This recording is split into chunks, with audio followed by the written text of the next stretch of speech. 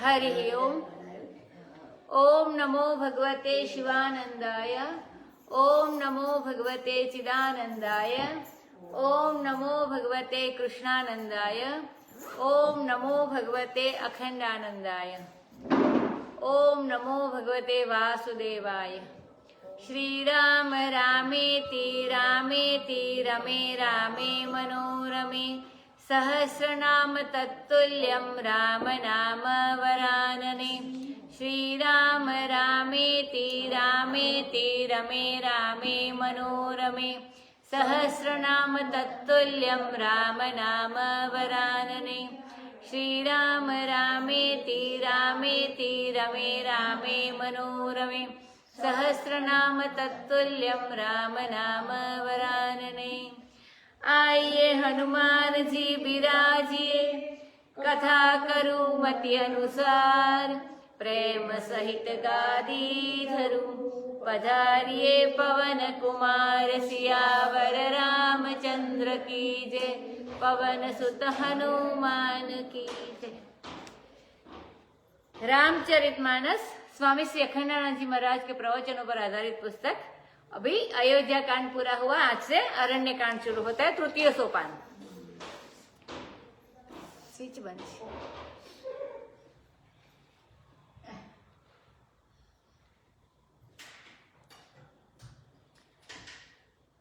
हरि ओम। तृतीय सोपान अरण्य कांड। श्री रामचरितमानस का ये तृतीय सोपान है, माने तृतीय सीढ़ी है।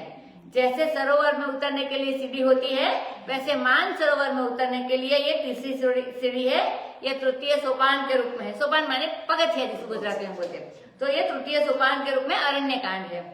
यह जो मानस की सीढ़ियां है, माने रामचरितमानस की जो सीढ़ियां है, सोपान है, इनका नाम 7 पुरियों के आधार पर रखा गया है। कौन सी है?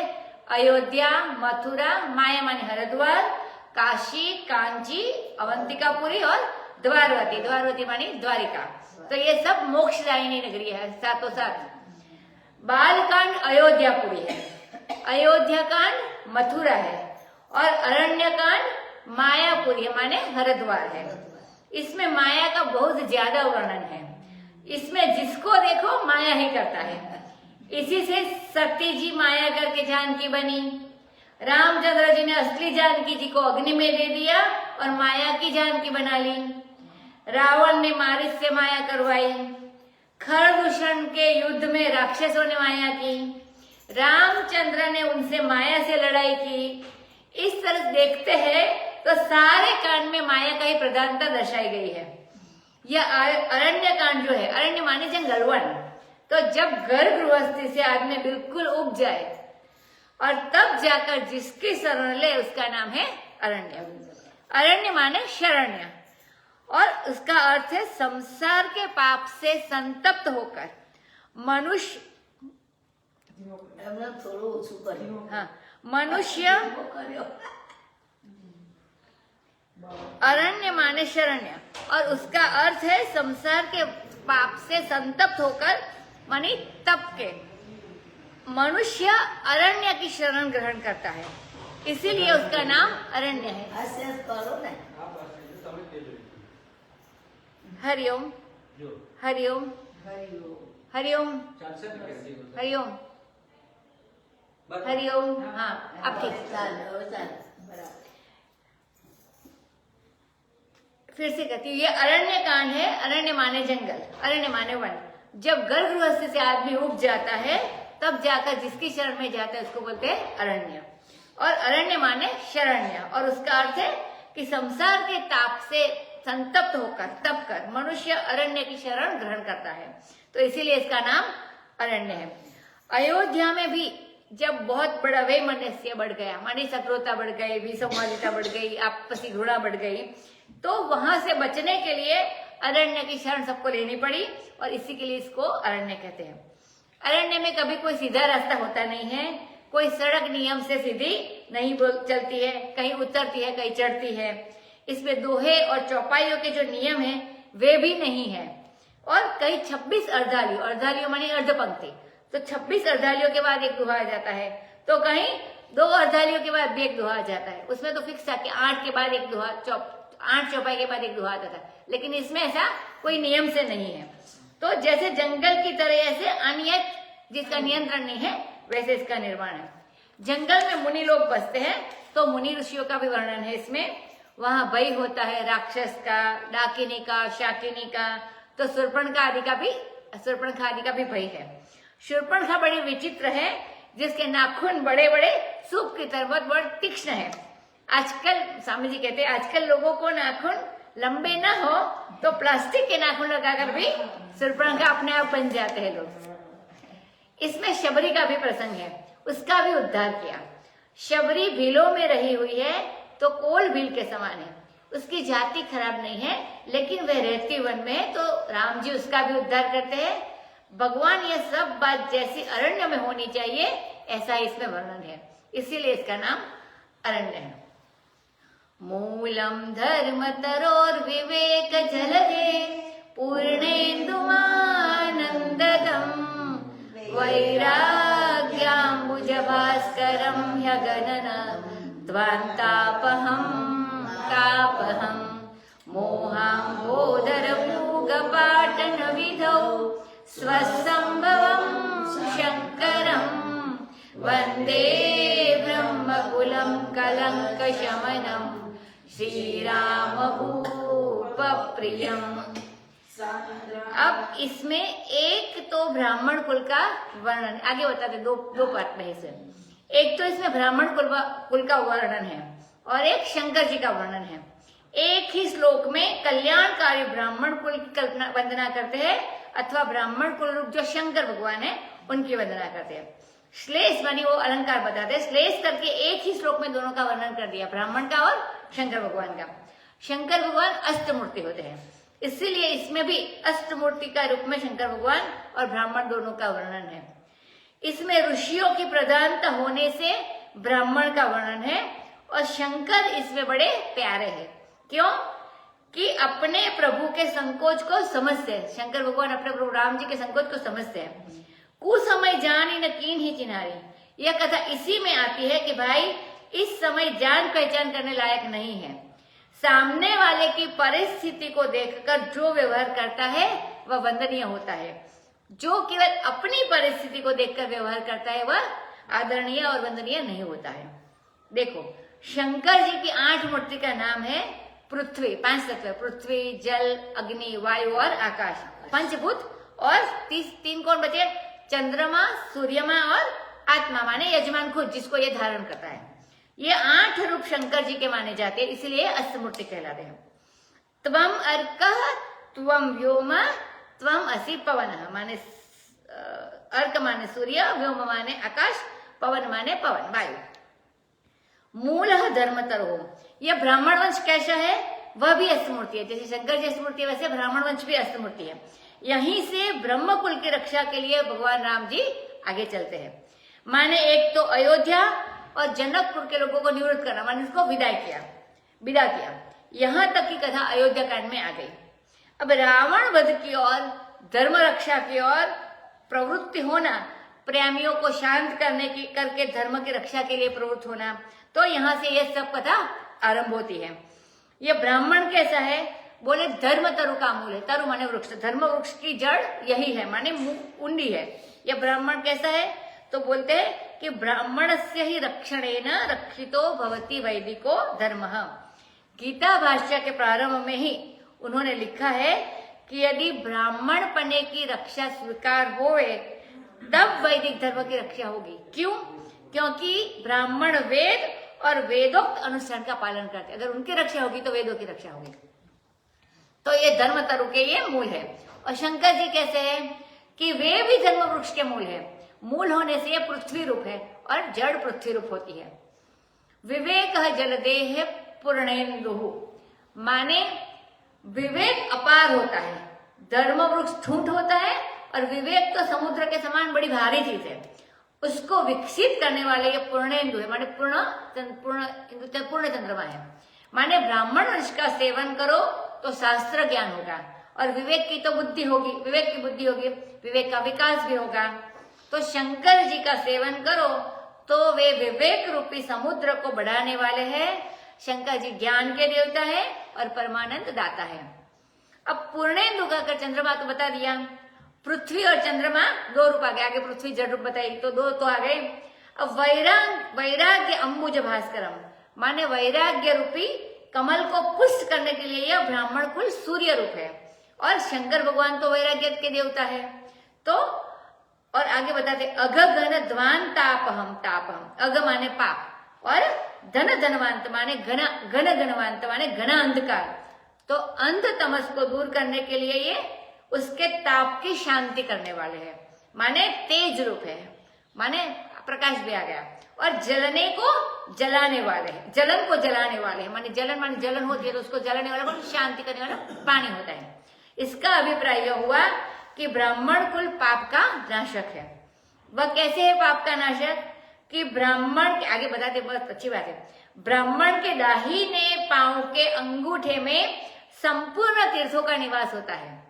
तो विप्र पादोदक माने विप्र के पाद का उदक जैसे पादुका जी का होता है वैसे, तो विप्र पादोदक का पान करने से संपूर्ण पाप नष्ट हो जाते हैं और भगवान शंकर संपूर्ण पाप ताप को नष्ट करने वाले हैं। मोहाम बोधर पूग पाटन विदौ स्वसंभवम शंकरम। तो ताप नाशक होने से ब्राह्मण जल रूप भी है, क्योंकि ताप जब भी ताप होता है तो जल सूख जाता है और ताप होता है तभी जल आता भी है, वो अग्नि बादल का रूप में जाता है और फिर से बारिश के रूप में जल आता है। तो ताप नाशक होने से ब्राह्मण जल रूप है। उसके बाद बताते हैं कि मोह रूपी जो मेघ है बादल, वह आकाश रूप आत्मा को आच्छादित कर देता है, उसे तितर बितर कर देने में यह ब्राह्मण वंश वायु रूप है। माने जो अगर वो बादल होता है तो इसको हटाना पड़ता है तभी वो आत्मा का होता है, तो वो ब्राह्मण ही कर सकते हैं क्योंकि अज्ञान की निवृत्ति करके ज्ञान देता है। तो वो वायु रूप है, वायु होता है तो बादल को बिखेर देता है वैसे। तो मोह जनित संशय सब हरणा यह ब्राह्मण कुल का वर्णन है और शंकर भगवान भी बिल्कुल ऐसे ही है, तो यह वायु रूप का वर्णन हुआ। अब आकाश सबको अवकाश देकर कल्याण करता है, तो शंकर भगवान है और यह ब्राह्मण कल्याणकारी होने से शंकर रूप है।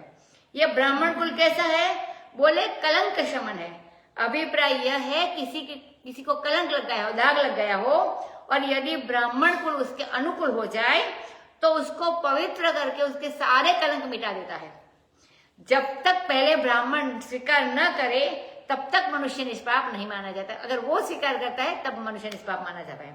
उसी के बताने से प्रायश्चित होता है और उसी के भोजन करने से ही पवित्रता आती है। तो श्री राम भगवान ये दोनों शंकर और ब्राह्मण, तो श्री राम भगवान के ये बिल्कुल प्यारे है शंकर जी और ब्राह्मण। जो भगवान की पूजा करता है, भक्ति करता है, भजन करता है, वही भगवान का प्यारा होता है। इसीलिए शंकर जी भी प्यारे हैं और ब्राह्मण भी प्यारे हैं।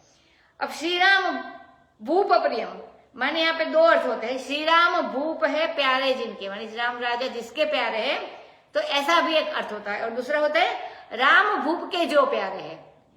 श्री राम भूप जिनके प्यारे हैं और श्री राम भूप के जो प्यारे हैं, तो दोनों हुआ। तो ऐसा समास है, माने बहुव्रीहि समास भी है और तत्पुरुष समास भी है। तो ये व्याकरण की दृष्टि से अब बताते हैं कि ऐसे राम भूप प्रिय माने राम के आत्मा ही है ब्राह्मण और शंकर भगवान।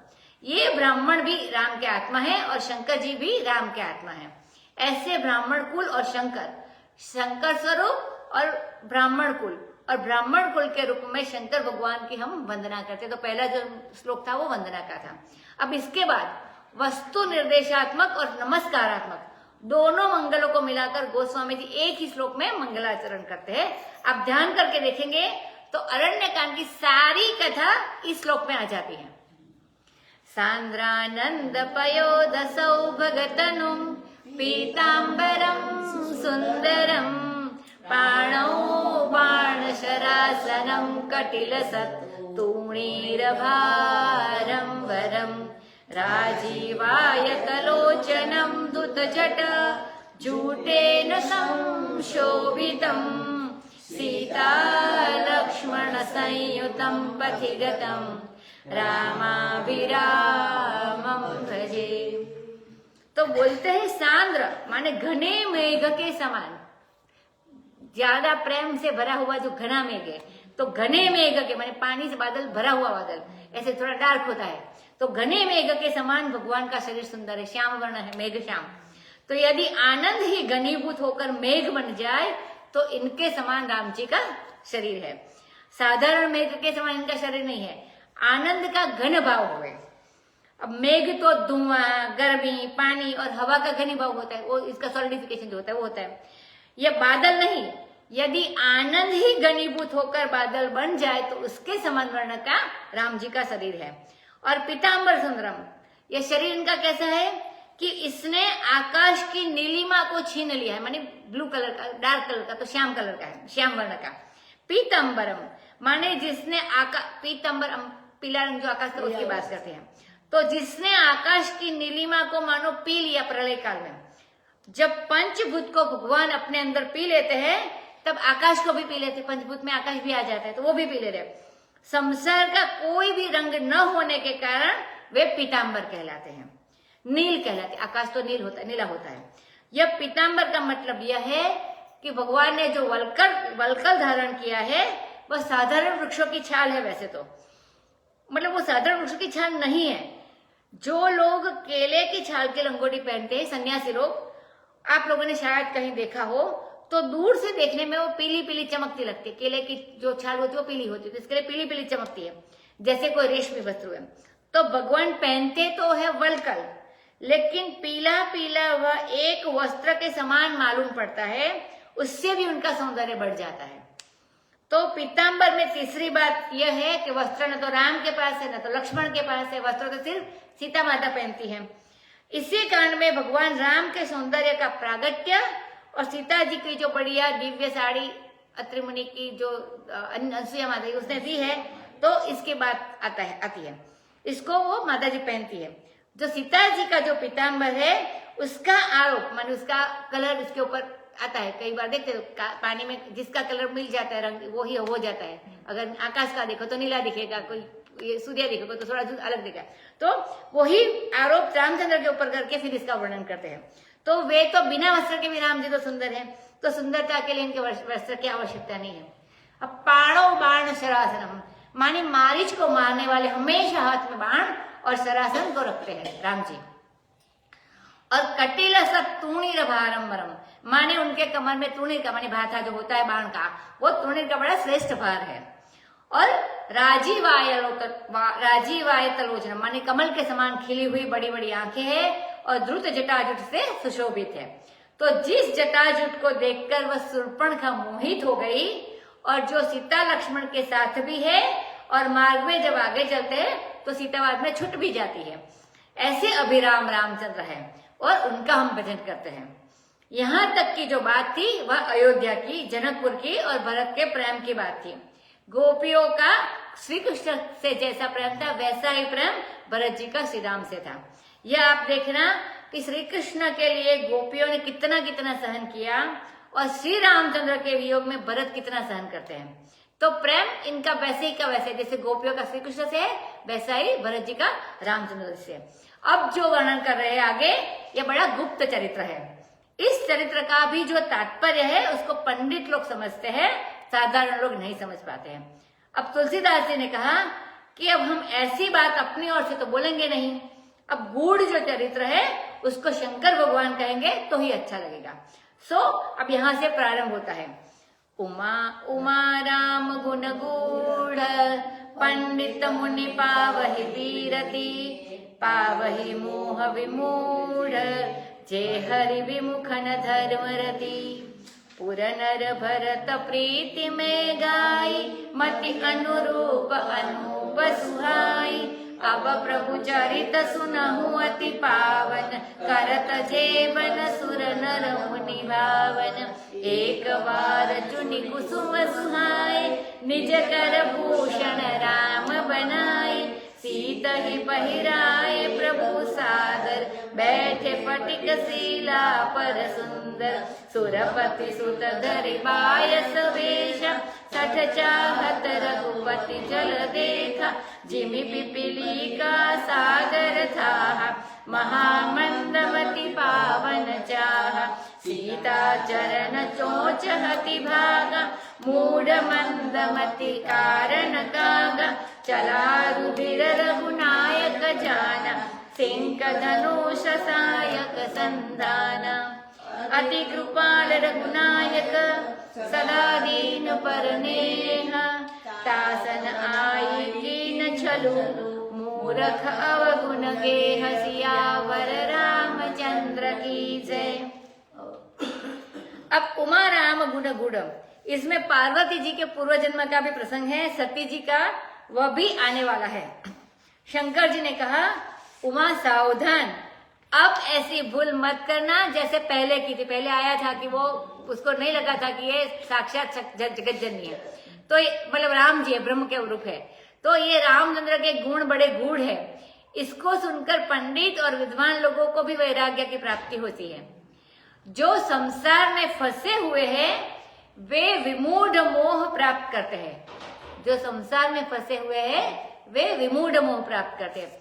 न धर्म रति, भगवान से तो विमुख है, भगवान से तो प्रेम नहीं है, तो उनको अपने शरीर से मोह है और अपने आप से प्रेम है, तो अपने आप से राग है। रामचरित्र सुने तो कई कई लोग ऐसे हैं जिनको मंत्रा बनने का शौक होता है, किसी किसी को कई कई होने का शौक, बनने का शौक होता है। तो बोले जैसे जैसा उन्होंने किया वैसा वैसा हम करेंगे। माने किसी को पात्र देखते बोलते हैं हम ऐसा बनेंगे, तो सुनकर किसी को लगता है मैं मंत्रा जैसी बनेगी, किसी को लगता है मैं कैकेयी जैसी बनूंगा, तो जैसा जैसा हम करेंगे। तो किसी किसी को भरत होने का भी शौक होता है और किसी को लक्ष्मण बनने का भी मन करता है, तो ये अलग अलग गति होती है, जैसा जो सोचता है वैसा होता है। अब आगे वर्णन करते हैं कि अयोध्यापुरी और जनकपुरी के लोग और भरत भगवान से कैसा प्रेम करते हैं, उसका मैंने गान किया। राम गोस्वामी तुलसीदास जी कहते हमारी जैसी बुद्धि है वैसा गान किया, उसका वर्णन होना तो बड़ा कठिन है। यह बात है कि जितना भी वर्णन किया वह बड़ा सुंदर है और अनुपम है, उसकी बराबरी का दूसरा कोई नहीं है। अब प्रभु चरित्र सुनाते हैं। प्रभु चरित्र का अभिप्राय यह है कि यहाँ पर तो अरण्य कांड में प्रभु जी मुनियों को मिलना, उनकी इच्छा पूरी करना और राक्षसों का वध करना। अब भगवान के प्रभाव का वर्णन आता है आगे इस कांड में। अत्यंत पावन जो प्रभु चरित्र है उसका आप श्रवण करो। अब चरित्र है कि जो वन में भगवान गमन कर रहे हैं और जिसको देखकर सुर माने देवता, नर, मुनि ये तीनों आनंदित हो जाते हैं।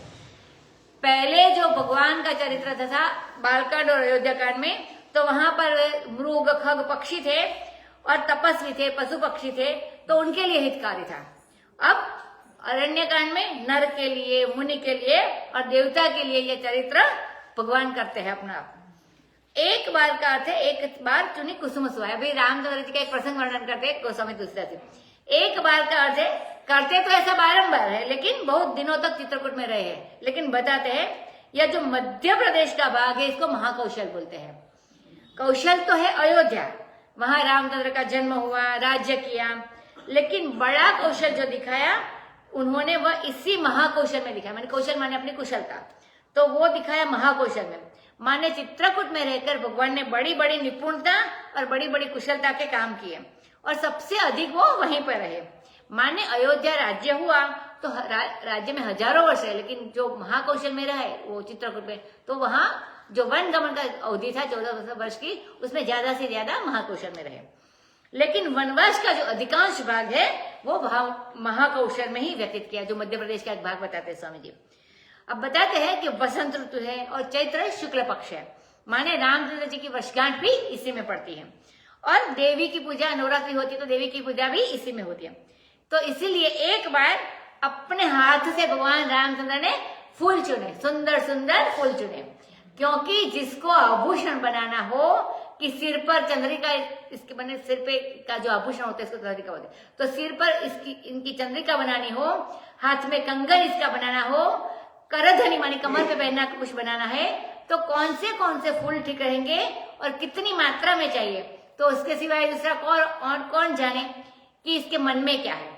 इसलिए स्वयं भगवान अपने हाथ से रामचंद्र जी ने पुष्पों का चयन किया और अपने हाथों से रामचंद्र भगवान ने आभूषण बनाए और बड़े आदर के साथ अपने हाथों से ही श्री जानकी जी को पहनाया। ये राम भक्त जो मधुर रस के उपासक है, वे तो कहते हैं कि रामचंद्र चित्रकूट में रास भी करते थे। लेकिन जो धर्म व्रतधारी है, जो मधुर रस वाले थे वैसे मानते थे कि रामचंद्र जी रास भी करते थे, लेकिन जो धर्म व्रतधारी है वे पक्ष वाले लोग कहते हैं कि नहीं, रामचंद्र जब मुनि व्रत लेकर आए हैं तो रास कैसे करेंगे। इस बात को लेकर अयोध्या में दो पक्ष हो गए हैं कि लक्ष्मण किला वाले और सदगुरु सदन वाले। राम वल्लभा शरण जी महाराज और दो महाराज की बात बताते हैं, राम वल्लभा शरण जी महाराज और युगलानन्य शरण जी महाराज। ये जो दो महापुरुष थे वे तो कहते थे कि 107 रास रामावतार में भगवान श्री रामचंद्र जी की है, 107। और बताते हैं कि एक रास जो रह गया था 108 का, वह कृष्णावतार में महाराज के स्वरूप में वृंदावन में किया। सो रसी रहे रामचंद्र भगवान। इसके लिए उनके बड़े बड़े ग्रंथ है, अगस्त्य संहिता भी है, स्वामी जी कहते हैं, और उसके कौशल खंड में इसके रास का वर्णन आता है। और उसके कौशल खंड में दान लीला भी है और मान लीला भी है। मान लीला माने रूठे को मनाना, इसको मान लीला कहते हैं। तो मानी भगवान रुठते भी थे और मनाते भी थे, वो मान लीला भी करते हैं। तो रामचंद्र जी भी बड़े बड़े आनंद लेते थे चित्रकूट में ये मान लीला और दान लीला करके। तो हमको तो जब स्वामी जी कहते कि जब पुस्तक मिली पढ़ने को तो आश्चर्य हो गया कि हम तो कल्पना ही नहीं कर सकते थे कि कोई मान कर सकता है। राम जी मान करता है, माने धनुषधारी राम मनाते कैसे होंगे कि सीता जी रुठ गई तो, और कैसे मनाते होंगे। और दान लीला माने रास्ते में खड़े हो गए, रास्ता रोक लिया, जैसे हम छोटे बच्चे होते तो वो मांगते हैं नेक ऐसा, तो और दान ले रहे हैं। वह दान लेना जैसे कोई ग्वारिया हो, ग्वाल माने गाय गैया चरने वाला, और दान मांगे तो बात दूसरी। लेकिन ये महाराजा धीराज ये कैसे दान मांगते होंगे, अपने तो कुछ समझ में ही ना बैठे। पर जब अगस्त्य संहिता का कौशल खंड पढ़ा स्वामी जी ने तो इसमें इस ढंग की बातें थी, ऐसा बताया। इतनी बात तो ठीक है, लेकिन सीता जी को कोई दुख न होने पावे इसका भी ख्याल रखते थे। उनको फूल के आभूषण भी पहनाते थे, उनके साथ बैठते थे, उठते थे, सब कुछ करते थे। जैसे पलके अपनी आंख की पुतली की रक्षा करती है वैसे भगवान सीता जी की रक्षा करते, वैसे भगवान लक्ष्मण जी की रक्षा वैसे ही करते थे। अब बताते हैं आगे कि चित्रकूट से और आगे जब जाते हैं मंदाकिनी के तट पर, तब एक जगह फटिक शिला नाम का स्थान मिलता है। और स्फटिक माने सफेद सफेद बिलोरी पत्थर, जिसको बोलते हैं शीशे की तरह ये चमकता है, और उसी की शिला थी वहां पर। तो उस शिला पर बैठे। अब तो वैसे शिला नहीं है, स्वामी जी कहते हैं आजकल तो वो स्थान नाम मात्र का ही रह गया है। उस पर बड़े आनंद के साथ राम जी बैठे। आजकल ऐसा देखने में आता है कि माँ बाप तो किसी पर श्रद्धा करते हैं लेकिन उनके बेटे श्रद्धा नहीं करते हैं, तो वे तो गाली देते हैं या तो परीक्षा लेते हैं। कोई अपने आप माने प्रूव किए बिना वो आगे नहीं मानते, तो या तो परीक्षा लेते या गाली देते। हमेशा पुरानी पीढ़ी की अपेक्षा नई पीढ़ी अश्रद्धालु होती है, माने थोड़ी थोड़ी कम श्रद्धा होती जाती है। फिर जब वे बड़े बूढ़े होते हैं तब वे श्रद्धालु हो जाते हैं, फिर उनके जो बेटे आते हैं वो अश्रद्धालु आते हैं। तो यह नई पीढ़ी का ऐसे चित्रण कर रहे हैं। तो बताते आगे कि इंद्र के बेटे ने, मान इंद्र का बेटा कौन था, जयंत। तो इंद्र के बेटे ने, जयंत ने, जो सुरपति सुत था, देवता का पुत्र था, उसने काली पोशाक पहन ली। अब प्रसंग आता है, तो देवताओं का राजा काली पोशाक पहने तो कौन कहे कि नहीं तुम अच्छी पोशाक पहनो, तो कोई तो कह नहीं सकता है देवता का पुत्र है तुम। तो कौवे का वेश धारण किया इंद्रपुत्र ने। यह शठ चाहता है कि हम रघुपति का बल देखें, तो उसे परीक्षा लेने की सोची। वो इंद्र का बेटा था, तो आगे बताए अश्रद्धालु। तो देखो, अगर कोई सीधा साधा मित्र हो और देखने के लिए जाए, जैसे सुग्रीव ने कहा कि बलि से भिड़ना है, तो पहले हमको बता दो कि आप बाली को मार सकते हैं कि नहीं, बड़े प्रेम से। तो राम को वो सुग्रीव ने बता दिया, पूछ लिया कि राम की परीक्षा तो नहीं लेते वैसे चुपके से, तो वैसे तो देवता की रक्षा करने के लिए आए हैं राम जी। तो अभी ये सीधा कौवे का वेश धारण करके आया। लेकिन जब सुग्रीव को ऐसा था तो उसने सीधा सीधा कह दिया कि आप बाली को मार सकते हो, तो इसकी परीक्षा के लिए। तो भगवान ने कहा कि सुग्रीव से जो परीक्षा है सो परीक्षा दे दे। तब सुग्रीव ने ऐसा कोई तंत्र नहीं किया, कपट नहीं किया, बोल दिया कि 7 ताड़ पर एक बाण से मारो तो मान ले। तो एक बाण से ही राम ने 7 ताड़ गिरा दिए, माने सीधी परीक्षा ली। वो देव इंद्रपुत्र की तरह नहीं किया। तो भगवान रामचंद्र इतने कृपालु हैं, इनसे यदि कोई स्पष्ट रूप से परीक्षा मांगे तो वे उसके सामने परीक्षा देने के लिए तैयार है। लेकिन यह तो शक है, जयंत देवपुत्र इंद्र। यह इनके सामने प्रकट नहीं होना चाहता है और बल की परीक्षा भी करना चाहता है कि हमारे लिए जो आए हैं वन में तो क्या करेंगे। तो गोस्वामी जी ने कहा कि जैसे कोई चींटी, छोटी सी चींटी पिपीलिका समुद्र का थाह लेना चाहे, मानी कसौटी करना चाहे, तो वैसे यह महामंदमती इनका थाह चाहता है, इनकी गहराई नापना चाहता है। अब सीता जी की गोद में अपना सिर रखकर भगवान श्री रामचंद्र सो गए। आजकल की स्त्री हो तो कहे, स्वामी जी कहते कि वाह मैं मौजूद और तुम सो गए, तो ऐसा नहीं कहते, तो ऐसे सोचते हैं कि हमारे सामने तुमको नींद आ गई। अब सीता जी का तो प्रेम है तो वो सो गए। प्रभु को भी बड़ा आराम मिला। देखो इनको भी वन में इतनी तकलीफ होती है तो थोड़ा आराम तो मिला। उसी समय इस शठ ने क्या किया, जो कौवा बन के आया था, उसने क्या किया कि रामचंद्र जी तो सो रहे हैं, तो ऐसा जाना और क्या, सो रहे ऐसा जाना और क्या, आए तो है, उसके मन में आया कि आए तो है देवताओं का काम करने। रोज स्वर्ग में चर्चा चलती है देवताओं के बीच कि जब अब हम रामचंद्र जी हमारे सारे कष्ट का नाश करेंगे और हमारा उद्धार करेंगे, और ये यहाँ श्रृंगार मना रहे हैं, तो अपने हाथों से वो भगवान माता जी को पुष्प के आभूषण भी चढ़ाते हैं, तो और पत्नी की गोद में आराम से सिर रखकर सो रहे हैं, तो ये हमारा भला क्या करेंगे। तो छोटे होते तो होता है ये क्या कर लेंगे, तो उससे अपने पंजे और चोंच दोनों से श्री सीता जी के ऊपर प्रहार किया, चोंच लगाई। अब यह कौवा बना तो हाथ तो उसके पंजे ही बन जाएंगे, पंजे का ही चोंच बन, मुख की चोंच बन गई और पांव का पंजा बन गया। तो पंजे है पांव के, सो पांव के पंजे से और मुंह से माने चोंच से, दोनों से श्रीनाथ जी के, श्री जानकी जी के वक्ष स्थल पर प्रहार किया। अब वाल्मीकि रामायण में ऐसा बताया है, और अध्यात्म रामायण में है ऐसा है कि ऐन्द्र काकस तदागत्य नखैस्तंडे न चासकृत मत पादांगुस्थ मारकतम विददारा मिशाशय। मानी ऐसे अध्यात्म रामायण में ऐसा है कि जानकी जी के जो लाल लाल पादांगुस मानी पैर का अंगूठा है वो लाल छोटा, तो वहां पर उसने समझ लिया कि मांस का टुकड़ा है और आकर उसने चोंच मारा। तो अलग अलग अभिप्राय बताया। और गोस्वामी महाराज बचाते हैं कि कहाँ मारा सीता को, तो वो क्लियर नहीं करते हैं। चरण चोंच हति भागा, माने अपने पंजे से और अपने चोंच माने मुंह से, दोनों से मारकर वो भाग गया। अब अध्याय रखा, कहाँ मारा ऐसा नहीं बताया गोस्वामी तुलसीदास ने। तो सीता जी के चरण पर मारा कि सीता जी के वक्षस्थल पर मारा, यह बात गोस्वामी जी ने नहीं दी, माने ढक दी है, यही बताया नहीं है खुला। अब सीता जी के चरण पर चोंच मारकर भागा, तो अध्यात्म रामायण में चरण पर मारने का है और वाल्मीकि रामायण में वक्षस्थल पर मारने का वर्णन है।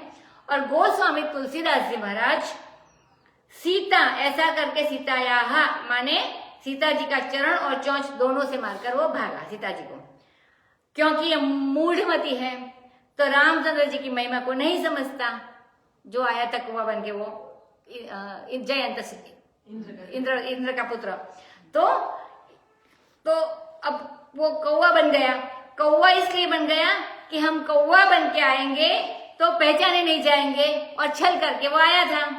अब रघुनाथ ने जब जान लिया राम जी ने कि ये रक्त बह रहा है, तो देखा कि यह देवता छोटा बनकर बन, क्योंकि पता चल जाता है अंतर्यामी है, तो कौवा बनकर आया है छोटा देवता, तो इसके ऊपर ब्रह्मास्त्र चलाना, तो क्या ब्रह्मास्त्र चलाना, छोटा है तो छोटे से काम चलाना चाहिए, तो ब्रह्मास्त्र का भी एक भेद है इसी का अस्त्र माने छोटा।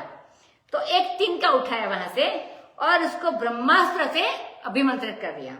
तो वह पट्टा समझता था, मानी वो जो आया था कौवा बन के, वो कि शौक से सिंह से हमको मारने जा रहे हैं। सिंह मानी वो तनखला होता है घास का, तो उसमें ब्रह्मास्त्र का अभिमंत्रित किया है, लेकिन उसको पता नहीं, तो बोलता है कि सिंह से हमें मारना चाहता है, तो हमको कौवा समझता है, वो ऐसा समझता है अपने आप को। तो मानी वो समझता है कि हमको पहचानते नहीं है रामचंद्र जी, पर भगवान अपने विरोधी को तो भले क्षमा कर जाए, अपने लिए क्यों, लेकिन जो अपने भक्त का विरोधी होता है, माने सीता जी का वो विरोधी हो गया, तो उसको तो क्षमा नहीं करते हैं। तो अब माया करके कौवा बना, तो भगवान ने देखने में जो सिंह थी मानी छोटी तनखला घास था, उसको संधाना, मानी वो करते हैं वैसे, और ब्रह्मास्त्र का अभिमंत्रित करके और चला दिया। सिंह क्यों चलाया कि वह थोड़ा नर्म भी रहे, क्योंकि वो देवता को मारना नहीं चाहते थे। माने राक्षसों को मारने के लिए आए हैं, देवताओं को मारने के लिए तो नहीं आए हैं।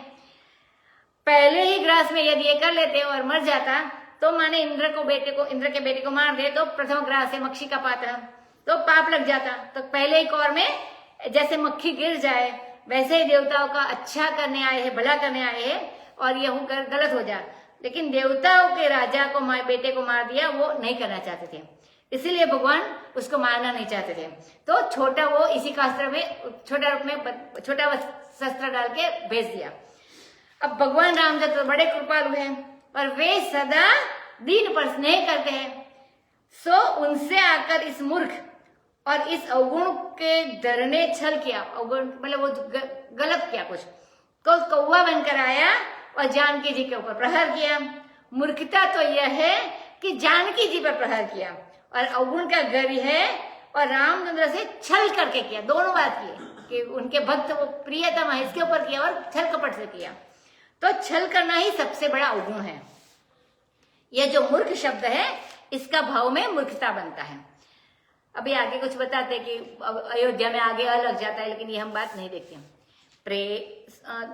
दो नंबर का दोहा है, 2 नंबर के सोरठा के आगे के जो चौपाई है वो, प्रेरित मंत्र ब्रह्म सरधावा चला भाजी बायस भय पावा धरि निज रूप गयौ पितु पाहि राम विमुख राखा तेहि नाही भानि रास उपजी मन त्रास जथा चक्र भय ऋषि दुर्वासा ब्रह्म धाम शिव पर सबली विराश्रमित व्याकुल भय शोका काहू पैठन कहा न ओहि राखी को सकई राम कर द्रोही मातु मृत्यु पितु समन समाना सुधा होई विष सुनु हरि जाना मित्र करई सतरि पुकई करनी कह विबुध नदी बैतरनी सब जगुताहि अनलहु ते ताता जो रघुवीर विमुख सुपुराता नारद देखा विकल जयंता लागी दया कोमल चित संता पठवा तुरत राम पहिताहि कहे सि पुकारी प्रणत हित पाहि आतुर सभय कहे सि पद जाई त्राहि त्राहि दयाल रघुराई अतुलित बल अतुलित प्रभुताई मैं मति मंद जानी नहीं पाई निज कृत कर्म जनित फल पायो अब प्रभु पाहि शरण तकी आयो सुनि कृपाल गति आरत बानी एक नयन करि तजा भवानी कीन मोह बस द्रोह यद्यपि तेहि करवद उचित प्रभु छाड़े करि छोह को कृपाल रघुवीर समस्या वर रामचंद्र की जय। अब भगवान श्री रामचंद्र ने ब्रह्मास्त्र का प्रयोग किया, मंत्र से उसको प्रेरित किया। माने ऐसा मंत्र पढ़ा जो इसी का अस्त्र में बैठकर, जो ब्रह्मास्त्र से छोटे रूप का है, तो इसी का अस्त्र में बैठकर उस सिंह में, माने वो जो घास का तना निकला था उसमें बैठकर वो ब्रह्मास्त्र उसका पीछा करने लग गया। तो जहां जहां आड़े तेजे जिस श्लोक में वो जाए तो वहां साथ साथ वहां जाता है। हमने सीरियल में देखा है कि वो इसके पीछे पीछे ही चलता है, तो वहां जाता है, उसके पीछे पीछे लगा रहे, लेकिन उसको मारे नहीं, क्योंकि रामचंद्र जी मारना नहीं चाहते थे। तो ब्रह्मास्त्र का प्रयोग करने से तो सीता जी को संतोष हुआ कि देखो कौवे ने जरा सी चोंच मार दी हमारे ऊपर, तो उसके ऊपर भगवान ने इतना क्रोध किया कि ब्रह्मास्त्र चला दिया, तो उसको तो ऐसे संतोष हो गया। और यह जब लंका में रहती है जानकी जी बाद में, तो वहां स्मरण करती है कि जब कौवा ने हमको चोंच मारा था तो उसके ऊपर ब्रह्मास्त्र का प्रयोग किया, और जो मुझे हरण करके यहाँ लेकर आया है तो उसके ऊपर भगवान न जाने कौन से शस्त्र प्रयोग करेंगे। तो हमसे कितना प्रेम करते हैं रामचंद्र, तो हमारे लिए ब्रह्मास्त्र का प्रयोग कौवे के ऊपर किया। तो कौवे पर कोई ब्रह्मास्त्र का प्रयोग करता है, लेकिन ज्यादा क्रोध हो गया, ऐसा मानते हैं, कितना प्रेम करते हैं। उधर तो सीता जी को बड़ा संतोष हुआ, और इधर ब्रह्मास्त्र को सिंह का बनाकर भेजा, माने छोटा बनाकर भेज दिया। अब कौवा तो पहले उड़ा, लेकिन जिधर जिधर दाएं बाएं उड़े तो सिंह भी दाएं बाएं जाती है। तो अब तो वो बेचारा डर गया, तो पिता के पास गया पहले। तो पिता पहले पूछेंगे ये कौवा क्यों बना, तो इसलिए क्या किया कि अपना रूप, माने ओरिजिनल रूप में आ गए। तो अपना रूप धारण करके गया, क्योंकि पिताजी पहचानेंगे ही नहीं, और अपना बेटा देखेंगे तो थोड़ा वात्सल्य का उदय होगा, कुछ मदद कर देंगे। तो कौवा देखेंगे तो वात्सल्य का उदय नहीं होगा, तो जो स्वरूप था जयंत का वही बन के आ गए। अनेक कारणों से उसने अपना रूप धारण कर लिया, और फिर से वो पिताजी के पास गया, माने इंद्र जी के पास गया। सोचो बच्चे से कोई गलती हो जाए तो पिता ही तो उसकी रक्षा करता है। तो पाति इति पिता, मानी जो रक्षा करे वो पिता। तो पिता के पास गया, पर वे बोले, क्योंकि उनको पता चल गया इंद्र को भी, तो उन्हें बोले ना तुम हमारे बेटे ना तुम हमारे बाप, तुम निकलो यहाँ से। क्यों? कि राम विमुख को अपने घर में नहीं रखना, कोई भी होवे, जो भगवत विमुख हो जाए वह घर में रखने योग्य नहीं है। अब और निराशा हुई और मन में त्रास का भी उदय हुआ। तो दुर्वासा की जो गति हुई थी, कब कि जो अम्बरीश को मारने के लिए उन्होंने कृत्य उत्पन्न की थी, तो उसका फल यह हुआ कि भगवान का चक्र दुर्वासा के पीछे पड़ गया और कहीं उनको शरण नहीं मिली। तो वही गति इंद्रपुत्र जयंत की हुई। वह बोला कि अच्छा बाप से काम नहीं चला तो बाप के जो परदादा है उनके पास चले। तो इंद्र के बाप माने पिताजी है कश्यप, कश्यप के पिताजी है मरीचि, और मरीचि के जो पिताजी है माने ब्रह्मा। तो घर में जो बड़े बूढ़े होते हैं उनको जल्दी दया आ जाती है। तो हमारे दादा तो कश्यप है, माने कश्यप के दादा ब्रह्मा, तो उनके पास चलो। तो अभी वो जाते उनके पास। तो ब्रह्मा के धाम में गया तो वहां पे भी कुछ दाल नहीं गली। तो फिर अवधर दानी शंकर, अवधर दानी मानी जो बिना सोचे समझे वरदान दे देते हैं, तो वो अवधर दानी शंकर जी के पास गया। फिर देवताओं के लोक में गया, थक गया, किसी ने बैठने के लिए भी जगह नहीं दी, बिल्कुल शोक और भय से व्याकुल। लेकिन किसी ने यह नहीं कहा कि आप यहाँ पे बैठ जाइए। पहले तो वो समझता था कि मैं देवता का, इंद्र का बेटा हूं, तो जहां जाऊंगा वहां मुझे सत्कार मिलेगा, सब लोग हमारी रक्षा करेंगे। लेकिन किसी ने राम विमुख जानकर राम विमुख होने पर बैठने के लिए भी नहीं कहा। तो नीच आदमी का लक्षण ही यही है कि जिसकी वजह से उसको बड़ाई मिलती है उसको ही वह पहले नष्ट कर देता है। वो राम भगवान की वजह से मिल गया था, कोई इंद्र पद भी उसके लिए मिला था, तो उसको नष्ट कर दिया। वह सोचता है कि जब तक ये जिंदा रहेंगे तब तक तो कोई हमको बड़ा नहीं कहेगा, जब इनको मार देंगे तो हमको बड़ा बनने का मौका मिलेगा और फिर बड़े लोग हमको बड़े कहेंगे। तो ऐसा भी होता है इनके मन में। अब तो इस रामचंद्र के द्रोही को, जिससे इंद्र को इंद्र की पदवी मिली, जिससे ब्रह्मा को ब्रह्मा की पदवी मिली, शंकर को शंकर की पदवी मिली, और उनका ही द्रोह कर दिया राम जी का, जिनकी वजह से ये सारी पदवी सबको मिली है, बड़े बड़े देवताओं को, तो उनका द्रोही कर दिया। तो उनका द्रोही है तो उसका भला कौन कर सकता है अभी? तो माता भी उनके लिए मौत बन जाती है, पिता भी यमराज बन जाते हैं, और अमृत भी विष बन जाते हैं जो विमुख हो जाते हैं और उनका द्रोह करते हैं। तो उनके लिए जो भगवान रामचंद्र से विमुख होता है और उनसे द्रोह करता है।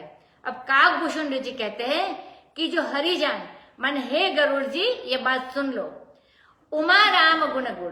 पहले शंकर जी उमा से कह रहे थे, यह बात अब बताई। अब यहां बताया कि हाँ ये बात काकभूषण जी गरुड़ से कहते हैं कि मित्र भी 100 दुश्मन का काम करता है और उसके लिए गंगा जी भी वैतरणी हो जाती है, उसके लिए सारा जगत आग से भी ज्यादा गर्म हो जाता है। जो रघुवीर से, जो भगवान से विमुख हो जाता है, मतलब विमुख हो जाओ तो इतनी बात होती है। इस बात को अब सुन लो। अब आगे यह वर्णन करते हैं कि उसके ऊपर माँ बाप, इष्ट देव और कोई भी कृपा नहीं करता है, तो उसके ऊपर संत कृपा करते हैं। तो नारद जी संत है, तो औरों के पास गया तब भी उन्होंने दया नहीं की, लेकिन नारद जी तो उसको दूर से उसका कष्ट देखकर अपने आप ही उसकी रक्षा की। विधि हरिहर कवि को विदबानी, कहत साधु महिमा सकुचानी। मानी संत की महिमा कहने में भी उनको संकोच है, और यह इंद्र इंद्राणी के लालित पालित मानी इनका पुत्र, उसको अब तक यह मालूम नहीं था कि कष्ट किस चीज का नाम है। सो नारद जी ने देखा कि तो जयंत है, इंद्र का बेटा है, तो बड़ा व्याकुल हो रहा है, और असली रूप में है, कौवे के रूप में नहीं है, क्योंकि उनको तो पता चल जाता है नारद जी को, तो वह कौवे के रूप में ऐसा कर करके आया है। संत हृदय नवनीत समाना, कहा कवि न पर कहो न जाना। निज परिताप द्रवही नवनीता, पर दुख द्रवही संत सुपुनीता। देवता लोग तो प्रार्थना करने पर भी दुख दूर न करे, लेकिन संत बिना प्रार्थना ही दुख सुख करता है। बताया भी नहीं था कि मुझे ये मुश्किल ही है, सिर्फ देख के पता चल गया कि ऐसा ऐसा हुआ है, तो फिर उसको ये देते हैं सलाह। तो नारद जी को दया लग गई, क्योंकि उनका चित्त बड़ा कोमल है, संत का भी बड़ा कोमल होता है। तो उन्होंने कहा, अरे मूर्ख तू कहाँ भटक रहा है, जल्दी जा रामचंद्र के पास। उपाय बता दिया तुरंत, बिना बात किए। कहे वो पुकार, माने जोर से बोलना। जोर से बोलने का अभिप्राय यह है कि सब लोग सुन ले कि जयंत शरण में आया है। इसका अभिप्राय क्या हुआ कि यदि तुम मन ही मन में कहोगी कि मैं शरण में आया हूं तो वैसी बात नहीं। इसका अभिप्राय क्या हुआ कि छिपा कर तो मद मोह कपट उसमें रहेगा। अगर छिपकर मन में करते तो ये तीन जो अवगुण है वो रह जाते हैं, मद मोह और कपट उसमें रहेगा कि किसी को पता लगने न पावे। चुपके हम शरण ही हो जाए और शरण होकर अपना काम बना ले और किसी को पता भी ना चले। कई बार ऐसा करते हैं लोग, हम भी करते हैं।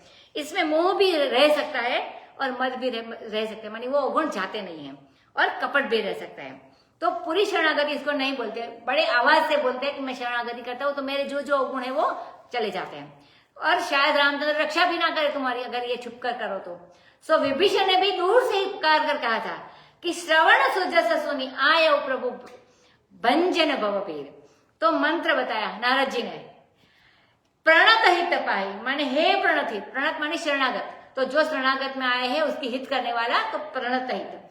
पाही संस्कृत भाषा में है, पाही संस्कृत भाषा में हम भी बोलते पाही माम, और शुद्ध संस्कृत में त्राही है, उसमें त्राही माम बोलते हैं। यह तो पुरानी संस्कृत है, नई संस्कृत नहीं है। तो मनोरमा में लिखा है कि प्राचीन वैयाकरणों के मत में पाही भी बनता है। पाही माने बिल्कुल पिता का काम करो, गुरु का काम करो, माता का काम करो, माने बचाओ। तो बहुत विकल था समय, इसलिए आतुर हो गए और भयभीत भी हुआ। तो एक तो भय है, दूसरे तारण शरण त्याग कर आया है, माने वो राम जी के पास। तो तीसरे आतुर भी है, और चौथे गुरु मिल गए नारद जी, तो निगुरा नहीं है। तो अब तक मालूम होता था कि यह निगुरा है, माने इनका गुरु नहीं था। तो शरणागति होने में भी गुरु की जरूरत पड़ती है। हमको किसी की शरणागति लेनी हो तो गुरु हो तो ही ले सकते हैं। सो गुरुदेव भी मिल गए और मंत्र भी मिल गया कि तुम इनके पास जाओ और आवाज से बोलो कि मैं शरण में आया हूं, और उनके कहने पर अनुसार आचरण भी कराया। भी आप में अतुलित बल है, जिसके सिंक में, माने जिसके तिनके वाले ब्रह्मास्त्र वेशिकास्त्र में इतनी शक्ति, यह अतुलित बल हुआ। और प्रभुताई माने जिसके द्रोही को ब्रह्मा जी, शंकर जी, इंद्र जी न रख सके, वह अतुलित प्रभुता है। माने इतना छोटा था लेकिन ये चारों जो बड़े बड़े थे वो भी न रख सके। तो एक प्रभुत्व तो बताते हैं राम जी का, तो वो प्रभुत्व हुआ। और मैं मतिमंद जान ही नहीं पाई, अपने अज्ञान को भी स्वीकार किया कि मैं मतिमंद हूं। और निज कृत कर्म जनित फल पायो, मानी आपका कोई दोष नहीं है, मुझे अपने कर्म का फल मिल गया, जो मैं किया था उसने जो भी पीछे आया वो सब कुछ मुझे मिल गया। अब बोला प्रभु पाए, हे प्रभु अब मेरी रक्षा करो, क्योंकि मैं केवल आपकी शरण पर विश्वास करके आया हूं, सिवाय शरण के मैं और किसी और को ताकने वाला नहीं। मैंने अनन्यता बताई इसमें। जब तक मनुष्य में अनन्यता न हो तब तक उसका कल्याण नहीं होता है। अब मैं केवल आपकी शरण में आया हूं, अब हमारी कोई युक्ति कोई उपाय हमारा नहीं चलता है। कृपालु ने सुना कि इसकी वाणी तो अत्यंत आर्त है, अत्यंत दुखी है। तो एक नयन करी तजा भवानी, शंकर जी कहते हैं कि यदि यह राम का अपराधी होता तो वैसे पूरा उसको छोड़ देते, लेकिन वो अपने भक्त का, मानी सीता जी का अपराधी था। तो उसने क्या किया, जो अपराध भगत कर करई, राम रोष पावक सो जरई। अपना अपराध कोई करे तो उसको रामचंद्र जी क्षमा कर देते, लेकिन ये भरत पर ये तो भक्त अपराध था, तो भक्त अपराध कोई करे तो वो क्षमा नहीं करते हैं। इसलिए एक आंख उसकी ले ली। तो बताए ना आगे कि एक नयन कर तजा भवानी, तो इसलिए एक आंख उसकी ले ली। और क्योंकि श्री जानकी जी को अपनी आंख समझते हैं और रामचंद्र एक आंख राम उसको समझते हैं, तो लक्ष्मण और सीता जी दोनों की ऐसी रक्षा करते हैं भगवान रामचंद्र। रामायण में यह बात बताई है कि जैसे पलक आंखों की रक्षा करती है, बोले तुमने हमारी आंख पर आक्रमण किया, क्योंकि जानकी जी वो अपनी एक आंख समझते हैं, तो उनकी आंख पर आक्रमण किया तो एक आंख ले ली, इसलिए हम तुम्हारी एक आंख भी ले लेते हैं। एक नयन करी तजा भवानी, उसने कौवे का वेश लिया। कौवे को आंख तो दो होती है, गोलक दो होते हैं, लेकिन दृष्टि एक ही होती है, वो देखता है एक ही दृष्टि से, और तो इसी से वो ऐचा कान रहता है, सीधा देखते से पता नहीं चलता है। तो भगवान ने कहा कि जब तूने कौवे का वेश धारण कर लिया तो कुछ कौवे के चिन्ह में तेरे में रहने चाहिए। वैसे बताया कि कौवे के दो गोलक दो होते हैं लेकिन दृष्टि एक ही होती है, तो उसका एक चिन्ह हो गया। अगर एक आंख ले लेंगे तो एक नयनी हो जाएगा कौवा, तो एक चिन्ह उसके अंदर रह जाना चाहिए, तो वही एक नयन बना के भेज दिया। अब इनका जो ब्रह्मास्त्र है, अब एक बार जब इसी का अस्त्र का प्रयोग कर दिया तो रामचंद्र जी का बाण तो कभी व्यर्थ नहीं जाता है। तो अब यदि उसको व्यर्थ कर दे तो मंत्र व्यर्थ हो जाए तो फिर आगे काम नहीं करेगा।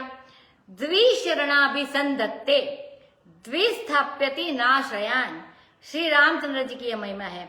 तो अपने बाण को भगवान ने सफल कर दिया। क्या किया कि उसने तो मोहवश द्रोह किया इंद्रपुत्र ने, यद्यपि उसका वध करना ही उचित था, परंतु प्रभु ने उसको स्नेह करके छोड़ दिया। को कृपालु रघुवीर समान, रघुवीर के समान और कृपालु कौन है? तो भक्त कोकिल, आगे स्वामी जी एक उदाहरण देते हैं कि भक्त कोकिल साईं वृंदावन में थे, वे रामचंद्र के बड़े प्रेमी भक्त थे। उन्होंने एक बार सुनाया कि यह जयंत व्याकुल होकर भगवान के चरणों में गिरा, देवपुत्र इंद्र, तो उसका मुंह हो गया दूसरी तरफ और पीठ हो गई भगवान की तरफ, गिरा तो अब बाण खड़ा, क्योंकि अब सामने राम जी है तो बाण रुक गया। अब बाण खड़ा, वही इसी का अस्त्र, वह मारे नहीं और रामचंद्र जी इसका रक्षा करे नहीं, बचावे नहीं। तो श्री जानकी जी ने देखा कि क्या कारण है कि रामचंद्र जी इसकी रक्षा नहीं करते हैं। तो बोले अभी अभिमुख है, क्योंकि इसकी पीठ इसकी तरफ है, मुख तो दूसरी तरफ है, तो अभी विमुख है, तो बेहोशी में भी विमुख है रामचंद्र से। तब जानकी जी ने उन्होंने उसे अपने हाथों से उठाया, बड़ा प्यार किया और उसका मुंह भगवान की ओर कर दिया। इसी को बोलते हैं कि श्री तत्व, जो राम जानकी जी का है। तो श्री तत्व जिसके अनुकूल होवे भगवान उसको अपनी शरण में ले लेते हैं। तो देखा कि जिनका अपराधी है वह अभी प्रसन्न है, मान सीता जी का अपराधी और सीता जी प्रसन्न है, तो और अपने हाथों से उठा करके प्यार करके हमारे चरणों में ये डाल रही है, तो अब इसकी रक्षा मुझे जरूर करनी चाहिए। तो एक दूसरा मत भी रखा, और जिसका अपराध हो वह तो माफ कर दे, और अब दूसरा आदमी लड़ाई करे तो बात बिल्कुल उल्टी हो जाती है। देखो भगवान को भी बचकर रहना पड़ता है, ये सोचना पड़ता है। जब उनका अपराध हुआ तब नाराज हो गए, सीता जी का अपराध हुआ तो, लेकिन अब जो सीता जी खुश हो गई तो भगवान भी खुश हो गए। उनका रुख देखकर चलते, मानी वो जो चाहती है वैसा करते हैं। नहीं तो वन में किसी दिन रूठ जाए तो क्या उपद्रव खड़ा हो जाए। सीता जी अगर रूठ जाए तो वो जैसे सोचती है, अगर ये खुश है तो भगवान भी खुश हुए। पहले नाराज थी तो वो भी पहले नाराज हो गए। लेकिन श्री जानकी जी कभी रूठने वाली नहीं है। उमा और सीता दोनों ऐसी है कि जो रूठने का नाम ही नहीं लेती है। सती नहीं, उमा की बात करते, सती तो रूठती है, पहले हुआ था, तो सती नहीं, उमा, पार्वती और सीता, ये दोनों श्री राम और शंकर भगवान से कभी रूठती नहीं है। तो सती और राधा रानी का रूठना आता है, उन दोनों को नहीं आता है। अब भगवान को तो बड़े बड़े काम करने हैं, महात्माओं के पास जाना है, वहां मनाने लग जाए, महात्माओं के बीच में जाए और पांव छूकर हाथ जोड़कर मनाने के हे देवी जानकी मान जाओ, तो क्या शोभा बढ़ेगी? नहीं बढ़ेगी। तो जानकी जी भी समझदार है, वे जानती है कि कहाँ रुठना और कहाँ नहीं रुठना चाहिए। तो रुठने का भी अवसर होता है, वैसे रुठना नहीं चाहिए। रघुपति चित्रकूट बसी नाना, चरित किए श्रुति सुधा समाना, बहुरी राम असमन अनुमाना, होई वीर सबहि मोहि जाना, सकल मुनि सन पिता कराई, सीता सहित चले द्वौ भाई, अत्रि के आश्रम जब प्रभु गयौ, देखी राम आतुर, अत्रि के आश्रम जब प्रभु गयौ, सुनत महामुनि हर्षित भयौ, पुलकित गात अत्रि उठि जाए, देखी राम आतर चली आए, करत दंडवत मुनि उरलाए, प्रेम बारी बहुजन अनवाए, देखी राम छवि नयन चुड़ाने, सादर निज आश्रम तब आने, कही पूजा कही वचन सुहाए, ये मूल फल प्रभु मन भाए, प्रभु आसन आसीन भरी, लोचन शोभा निरखी, मुनिवर परम प्रवीण जोरी, पानी स्तुति करत सियावर रामचंद्र की जय। कहते हैं भगवान रघुनाथ जी ने चित्रकूट में रहकर अनेक चरित्र किए। कैसे चरित्र है कि श्रुति सुधा समाना, श्रुति माने कान, वे कानों के लिए अमृत स्वरूप है, और मानो श्रुति रूप समुद्र का मंथन करके उसका सार सार जैसा निकला है, ऐसे प्रेमामृत के समान है। तो रामचंद्र भगवान ने बाद में अपने मन में सोचा, ऐसा विचार किया कि कि सब लोग जान गए हैं कि रामचंद्र यहाँ पर आए हैं चित्रकूट में और बड़े धर्मात्मा है और बड़े राजकुमार है, तो यहाँ भीड़ हो जाएगी, अयोध्या के लोग भी आते रहेंगे, दूसरे लोग भी आएंगे। तो सब मुनियों से विदा कराकर सीता सहित दोनों भाई वहां से आगे चल पड़े। अब कहाँ आए? अत्रि के आश्रम जब प्रभु गए हो, वे त्रिगुणातीत भगवान अत्रि के आश्रम गए। दत्तात्रेय भी जिनके पुत्र, चंद्रमा भी जिनके पुत्र और दुर्वासा भी जिसके पुत्र, तीनों अत्रि के पुत्र हैं। ये अत्रि है तो इसके 3 पुत्र हैं।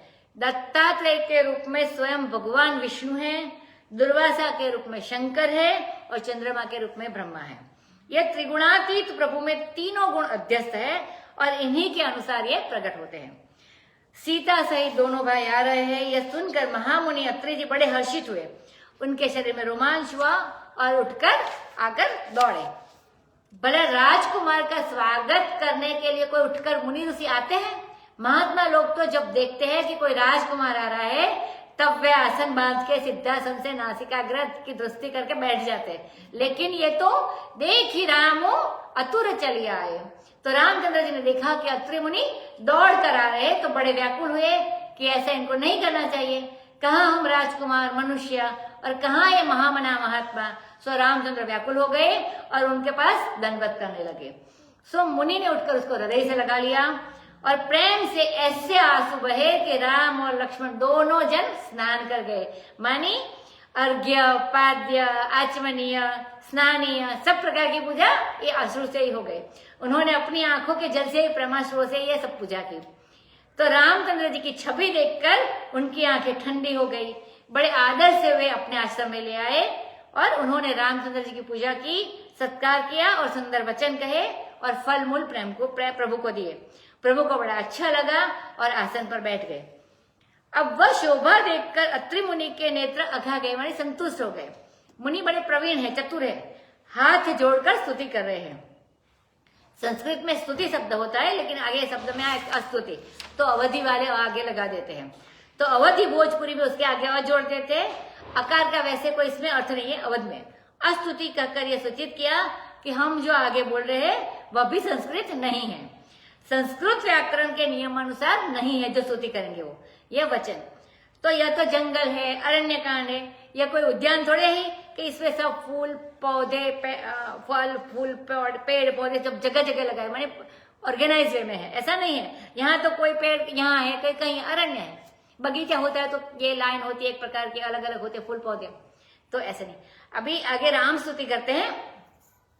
नमामि भक्तवत्सलं कृपालुशीलकोमलं भजामि ते पदाम्बुजम् अकामिनां स्वधामदं निकामश्यामसुन्दरं भवाम्बुनाथमन्दरं प्रफुल्लकञ्जलोचनं मदारिदोषमोचनं प्रलम्बबाहुविक्रमं प्रभो प्रमेयवैभवं निषङ्गजापसायकं धरं विलोकनायकं दिनेशवंशखण्डनं महेशचापखण्डनं मुनीन्द्रसन्तरञ्जनं वृन्दभञ्जनं मनोजवैरिवन्दितम् अजादिदेवसेवितं विशुद्धबोधविग्रहं सगस्तभूषणं नमामि इन्दिरापतिं सुखाकरं सतां पतिं भजे सशक्तिसानुजं शचीपति प्रियानुजं त्वदग्रिमूलये नरा भजन्ति नमस्सरः पतन्ति नो भवार्णवे वितर्कवीचिसङ्कुले विविक्तवासिनः सदा भजन्ति मुक्तये मुदा निरस्य इन्द्रियादिकं प्रयान्ति ते गतिस्वकं त्वमेकमद्भुतं प्रभुं निरीहमीश्वरं विभुं जगद्गुरुं च शाश्वतं तुरीयमेव केवलं भजामि भाववल्लभं कुयोगिनां सुदुर्लभं स्वभक्तकल्पपादपं समं सुसेव्यमन्वहम् अनूपरूपभूपतिं नतोऽहमुर्विजापतिं प्रसीद मे नमामि ते पदाब्जभक्तिदेहि मे पठन्ति ये स्तवम् इदं नरादरेण ते पदं व्रजन्ति नात्र संशयं त्वदीयभक्तिसंयुता विनति करि मुनिनाय सिरु कह कर जोरी महोरी चरण सरोरुहनाथ जनी कबहु जय मति मोरी सियावर रामचंद्र की जय। नमामि भक्त वत्सलम, थोड़ी हिंदी और थोड़ी संस्कृत दोनों मिलाकर यह स्तोत्र बना है। जब कोई भाषा का मेल हो जाता है तो उसको भी एक अलंकार मानते हैं। तो ये जो स्तोत्र है, स्तुति है, उसको यमक अलंकार बोलते हैं, जिसमें कई भाषा के शब्द आ गए, संस्कृत, अवध और हिंदी। पहले भजनीय भगवान के स्वभाव का वर्णन करते हैं। जिसका भजन करते हैं वैसे भगवान रामचंद्र का स्वभाव का वर्णन करते हैं। कैसे है प्रभु? कि भक्त वत्सल है। भक्त वत्सल भगवान को मैं नमस्कार करता हूँ, नमामि भक्त वत्सलम। भक्त वत्सल उसको कहते हैं जो भक्त के दोष को अपनी खुशी का कारण बना दे। दोष हो तो भी भगवान खुश होते हैं। जैसे वत्सल गाय को बोलते हैं। जब बछड़ा ब्याती है गाय तो उस पर जहरी लगी रहती है, पीव होता है, खून होता है, पर वह यह नहीं कहती है कि बेटा गंगा जल में स्नान करके आ जाओ, तो वह तो अपनी जीभ से उसके दोष को चाट जाती है। तो इसी को बोलते हैं वत्सला। तो वत्सम लाती इति वत्सला, जो वत्सला स्नेह लाती है उसको वत्सला कहते हैं। तो बछड़े को चाटने वाली। तो जब भगवान देखते हैं कि हमारे भक्त में कोई गलती हुई, भक्त से कोई गलती हुई, तो उसकी गलती को कहते हैं कि हाँ यह तो हमारे लिए किया भक्त ने, तो हमको खुश करने के लिए किया, तो इससे हमको बड़ी प्रसन्नता हुई। और नमामि भक्त वत्सल मानी भक्त वत्सल भगवान को नमस्कार है। कैसे है वे? कि कृपालु है, शील कोमल है, भगत वत्सल प्रभु कृपा निधाना। ये प्रकट हुए तभी इनका नाम भक्त वत्सल और कृपा निधान हो गया। तब से जे ही जन पर ममता अति छोहू, जे ही करुणा कर कीन न कोहू। गई बहोरी गरीब निवाजू, सरल सबल साहिब राजू। तन तजि तात लाहू, तन तजि तात जाहू मम धामा, देव काह तुम पूर्ण कामा। ऐसे ये प्रभु है, उनको हम नमस्कार करते हैं। हे प्रभु, हम तुम्हारे चरणारविंद का भजन करते हैं। वह कैसा है? अकामिनाम स्वधामदम, जो आपके निष्काम भक्त है उनको आप अपना धाम देते हैं। आपके जो निष्काम भक्त है उसको अपना धाम देते हैं भगवान, मतलब अपने चरण में ले लेते हैं। जो निष्काम है, जो कुछ नहीं चाहते हैं, उनको भगवान अपने धाम में भेज देते हैं। यह स्वभाव बताया भगवान का। अब भगवान का सौंदर्य बताते हैं। तो भजनीय में क्या क्या गुण होना चाहिए जिसकी हमको भक्ति करनी है? निकाम श्याम सुंदरम, है तो सांवरे पर निकाम सुंदर मानी अत्यंत सुंदर है। सौंदर्य वह नहीं जिसको देखकर मन में कामना उठे, सौंदर्य वह है जिसको देखकर मन से कामना मिट जाए, तो इसको सौंदर्य बोलते हैं। इसीलिए जो सौंदर्य भोग की ओर ले जाना वाला होता है वह भवसागर में डालने वाला होता है। और जो भगवान के सामने तो काम आता नहीं है। विवाह में ही इसका प्रसंग का वर्णन किया है कि राम सिय सुंदर प्रतिशाही, जगमगात मनिखंबन माही। मनहु मदन रति धरि बहु रूपा, देखत राम बियाहु अनूपा। सरस लाल सा सकुचन थोरी, प्रगट दूरत बहुरी बहुरी। तो रति और कामदेव जब शादी हुई थी, जब उनका ब्याह हुआ था राम सीता जी का, तब बता दें कि रति और कामदेव भी राम सीता के सामने नहीं आ सकते थे। ऐसा सौंदर्य है जिसको देखकर कामना की निवृत्ति हो जाए। तो वो डरते थे कि अगर हम इनके पास गए तो हमारी निवृत्ति हो जाएगी। आया था बीच में, किसी को याद है तो सौंदर्य तो भवसागर में डुबाने वाला होता है। पर यह सौंदर्य कैसा है राम जी का? कि संसार रूपी जो अम्बुनाथ है, माने समुद्र के मंथन के लिए मंदराचल है, माने इससे तो संसार सागर का मंथन होकर इसमें छुपा हुआ जो अमृत परमात्मा है वह निकलता है। ऐसा ये राम जी भगवान का सौंदर्य है। प्रफुल्ल कंज लोचन, हमेशा इनके लोचन आनंदित रहते हैं। जो स्वयं आनंद में नहीं होगा वह दूसरों को आनंद क्या देगा? मनहूस को देखकर आदमी उदास हो जाता है और खुश को देखकर खुश हो जाता है। तो इनके जो कंज लोचन है, जो कमलवत लोचन है, वे हमेशा प्रफुल्ल रहते हैं, कभी कुमलाते नहीं। कुमलाते मैंने गुजराती में चिमड़ा, मुरझा जो चिमड़ाई जो। तो मदादि दोष मोचनम, यह तो सारे शरीर के सौंदर्य का वर्णन है। मदादि दोष मोचनम, प्रफुल्ल कंजलोचनम। मदादि दोष मोचनम मानी बिना किसी लगाव या आसक्ति के, बिना धनुष के, बाहरी लगाव के स्वतंत्र, बाहरी लगाव का स्वतंत्र रूप से वो कार्य करते हैं। वैसे भगवान, यह नेत्रों के सौंदर्य का वर्णन है। प्रफुल्ल कंजलोचन।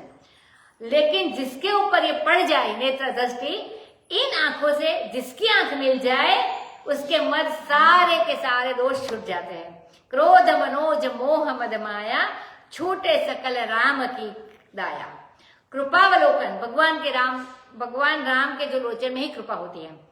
प्रभु के प्रलंब बाहु विक्रम, प्रभु के हाथ बड़े लंबे हैं और उनका विक्रम पराक्रम भी बड़ा लंबा है। अभी तो आया भी नहीं है लेकिन बहुत बड़ा लंबा है। बड़े दूर दूर तक किसी देश में, किसी काल में किसी को भी अपने हाथों से वो पकड़ते, इतने लंबे हाथ है भगवान के। यदि अपने भक्त के संरक्षण का ऐसा सामर्थ्य न हो भगवान का, तो कौन इनका भजन करेगा? इसलिए भगवान ऐसे है। बोले प्रभु का अप्रमेय, माने कर्तुम अकर्तुम अन्यथा कर्तुम समर्थ। चाहे जो कर सकते भगवान, चाहे ना चाहे तो ना भी कर सकते, ऐसे लंबे भगवान के हाथ हैं। अपने भक्त को नरक में से उठाकर वैकुंठ में ले सकते, ऐसे लंबे हाथ है भगवान के। उनके पराक्रम अपार है। अजानुभुज, अजानुभुज माने जब सीधे खड़े रहते हैं तो उनकी जो हाथ की उंगलियां होती है वो घुटनों तक जाती है, इसको अजान बाहु कहते हैं। तो अजानुभुज है, उनके भुजबल की सीमा भी नहीं है। और भुजबल विपुल भार मही खंडित, अथवा सुमिरत श्री रघुवीर की बाहें, तो सो भगवान की बाहें बड़ी लंबी है। प्रभु अप्रमेय वैभव, और प्रभु का वैभव भी अप्रमेय है। जो नहीं देखा नहीं सुना, जो मनहु न समाये, सो सब अद्भुत देखे बरनी कवरनी विधि जाए। तो ऐसा भगवान का वैभव है। कागभूषण जी ने भी भगवान के वैभव का वर्णन किया। उनका वैभव अप्रमेय है, मानी अपार है, अमाप है, बहुत बेहद है। अब भगवान कैसे है? निशंग चाप सहायकम, ऐसे प्रभु का भजन करो जिसका हाथ लंबा हो, जिसका वैभव अप्रमेय हो और निशंग चाप सहायकम है। सहायकम उसको कहते हैं जो सुला दे, माने दो स होते, एक शकोरा को शजगुजर, तो वो श माने शायक माने क्या होता है कि रणभूमि में सुलाने वाला। और जो दंत्य स माने सगड़ी का से गुजराती बोलते वो सहायकम का करो, तो उसका अर्थ होता है टुकड़ा टुकड़े करके, टुकड़ा टुकड़ा कर देने वाला। तो दो शायकम और सहायकम, दो सहायक का अर्थ बताया है। शायकम माने रणभूमि में सुलाने वाला और सहायकम माने टुकड़े टुकड़े कर देने वाला। तो ऐसे भगवान है कि निशंग और चाप है और सहायक है, तुणीर है माने बाण भी है और बाता है, धनुष है और सहायक है माने ऐसा सहायक है। असल में यह जो भगवान है अपने, यह जो काल है और काल के टुकड़े करने वाले हैं भगवान। लव निमेश परमानी युग बरस कल्प सरचन, तो भगवान के प्रचंड बाण कौन से है? काल के अवयव क्या है? एक तो लव माने थोड़ा सा, बहुत अल्प मात्रा का समय बताया। फिर निमेश माने पलक झपकने का समय, इससे कम उसको लव बोलते हैं, पलक झपकने का समय इसको निमेश बोलते हैं। परमान माने प्रमाण, किसी की कोई चौकस अवधि को परमान बोलते हैं। बरस माने एक साल और कल्प माने तो बहुत बड़ा अवधि हुआ। तो ये भगवान के बाण है, पांचों पांच काल के बाण बताए। कितना भी शक्तिशाली दुनिया में कोई हो, भगवान अपने काल के बाण से उसके टुकड़े टुकड़े कर देते हैं। बाण बहुत है, उन सबको नष्ट कर देते हैं। और भजसी न मनते ही राम कह काल जासु कोदंड, संपूर्ण काल उनका धनुष है। ऐसी परिस्थितियां बनती बिगड़ती रहती है कि दुनिया में कितना भी प्रभावशाली हो, भगवान उसको अपने धनुष रूप काल पर उसके अवयव रूप बाण चढ़ाकर उसको गिरा देते हैं। और उसका अधिष्ठान तुणीर जो है उनमें ही रहता है। तो उनके सिवाय और सब विनश्वर है, मानी विनाशी है और सबका नाश कर देते हैं। वैसे अविनाशी तो प्रभु है, उसको अपने हाथ में धारण करते हैं और त्रिलोक के नायक है। यहां तक भगवान के नित्य दिव्य मूर्ति का वर्णन है, ऐसे प्रभु है। अब आगे बताते हैं प्रभु कैसे है। दिनेश वंश मंडनम, माने सूर्य कुल के मंडन है, माने सूर्य कुल को सजाने वाले हैं।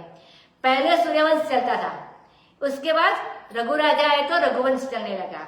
लेकिन राजा रामचंद्र ऐसे प्रतापी हुए कि उनकी चमक के सामने सूर्यवंश और रघुवंश थोड़ा फीका पड़ गया, अथवा तो थोड़ा कम उज्जवल हो गया और चमक गया। चमकदार तो पहले से था वो वंश, अब और चमक गया। तो दिनेश वंश मंडनम, तो दिनेश वंश में प्रकट हुए, जन्म लिया। ये भगवान की लीला का वर्णन है। अब आगे बताते महेश चाप खंडनम, माने जनकपुर में शंकर जी का धनुष तोड़ दिया था। तो जो मुनिंद्र और संत थे, विश्वामित्रादि सबका वहां पे रंजन किया, माने मनोरंजन किया। सुरारी वृंद भंजनम, माने जो सूर माने देवता और हरि माने दुश्मन, तो देवताओं के जो दुश्मन थे कौन कौन थे? असुरों, ताड़का सुबाहु आदि का भंजन किया, उसका नाश किया। तो उनकी लीला का विचार करने से भी भगवान की भक्ति होती है। तो इसीलिए उनकी लीला का भी वर्णन किया। इसमें सारी कथा, बालकांड, अयोध्या कांड, अरण्य कांड, सुंदर कांड, किष्किंधा कांड, लंका कांड, सब कुछ आ गया। अब मनोज वैरी वंदितम, भगवान कैसे बताते हैं? मनोज वैरी, शंकर जी इनकी वंदना करते हैं, अनादि ब्रह्मा जी देवता भी इनकी वंदना करते हैं, सेवा करते हैं। कितना बड़ा प्रभाव है। चिदानंदमय देह तुम्हारी, विशुद्ध ज्ञान ही तुम्हारा शरीर है, संपूर्ण दोषों को मिटाने वाला है। नमामि इंदिरापतिम, इंदिरापति भगवान रामचंद्र को नमस्कार है। इंदिरा माने लक्ष्मी, माने विष्णु भी बोलते हैं तो लक्ष्मीपति भी हुआ। तो राम वाम दिशि शोभति रमा रूप गुण खानी, तो इंदिरा के, रमा के तो पति है। सुखाकर माने भगवान सुख के खजाने है, सुख के भंडार है, संतों की गति है। शक्ति सहित और अनुज सहित, शक्ति माने सीता जी, अनुज माने लक्ष्मण जी, शक्ति सहित और अनुज सहित प्रभु का हम भजन करते हैं। यह शचीपति इंद्र के प्रिय अनुज वामन रूप है। तो इंद्र के जो भाई वो वामन अवतार की बात करते हैं यहाँ पे। तो शचीपति इंद्र के प्रिय अनुज वामन रूप है। इन्होंने ही बलि के पास जाकर धरती मांगी और त्रिविक्रम होकर पूरी धरती नाप ली, तो वो वामन अवतार की बात की। जन्म जन्म सीता जी की इनके पास शक्ति है, सरकार शक्तिमान है, और ये अंशों के साथ ही हमेशा देह धारण करते हैं। इस अवतार में ये लक्ष्मण, शत्रुघ्न, भरत वैसे 7 अंश के साथ अवतारित हुए हैं। त्वत अंग्री मूल ये न रहा, माने जो मनुष्य तुम्हारे चरण कमल का भजन करते हैं, तलवे की माने चरणों की उपासना करते हैं, मत्सर छोड़कर माने ईर्ष्या छोड़कर, वे इस संसार सागर में पतित नहीं होते हैं। उज्ज्वल नीलमणि में एक कथा आती है कि एक दिन भगवान श्री कृष्ण गाय चरा कर लौट रहे थे।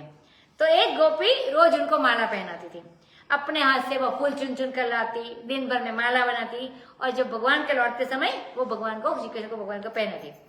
लेकिन उस दिन उस सखी को याद आ गया, वो गोपी थी उसको, कि हमारी सौत भी है जो श्री कृष्ण से मिलती है। मानी बहुत सारी थी ना वो गोपियां, तो अब हमारी सौत, पूरा इसका विचार बदल गया, हमारी सौत ऐसी, हमारी सौत ऐसी। तो अब आंखें बंद हो गई और उसी के बारे में वो सोचने लगी पूरा दिन। सायंकाल हो गया, श्री कृष्ण भगवान आए, बांसुरी बजी, तब ध्यान आया कि आज तो न वो फूल लाई, न माला बनाया, और सौत के चिंतन में भगवान का चिंतन, उनकी सेवा, सब कुछ छूट गया। तो भगवान की जो भक्ति है, प्रेम है, सेवा है, यह कौन कर सकते हैं?